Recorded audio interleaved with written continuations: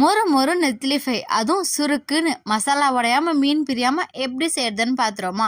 அதுக்கு ஃபஸ்ட்டு நல்லா க்ளீன் பண்ணி வச்சுருக்கிறேன். நெத்திலி மீன் எடுத்துருக்கேன். நெத்திலி மீன் இல்லை, எந்த மீனில் வேணாலும் இதே மெத்தடில் நீங்கள் செய்யலாம், சூப்பராக இருக்கும். அதுக்கு 2 ஸ்பூன் அளவுக்கு மிளகாய்த்தூள், 2 ஸ்பூன் அளவு கரம் மசாலா, 2 ஸ்பூன் அளவுக்கு இஞ்சி பூண்டு பேஸ்ட்டை சேர்த்துட்டு லைட்டாக உப்பு கலந்து நல்லா மிக்ஸ் பண்ணிக்கோங்க. இந்த அளவுக்கு நல்லா பிணைஞ்சதுக்கு அப்புறமா 1 ஸ்பூன் அளவுக்கு கார்ன்ஃப்ளவர், 1 ஸ்பூன் அளவுக்கு அரிசி மாவு, இதுதாங்க ரேஷியோ. கலந்து நல்லாவே மிக்ஸ் பண்ணி விட்டுக்கோங்க. லாஸ்ட்டாக டேஸ்ட்டு பார்த்து தேவையான அளவு உப்பு சேர்த்து ஒரு 10 நிமிஷம் ரெஸ்ட்டில் விடுங்க.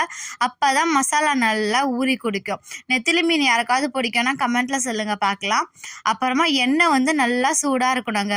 மொத்தமாக அள்ளி போடாமல் ஒரு மீனாக இதை மாதிரி இறக்குங்க. ஒரு பக்கம் வெந்ததுக்கு அப்புறமா 2 நிமிஷம் கழித்து திருப்பி பாருங்கள். இதோ பாருங்கள், மீன் உடையவே இல்லையா.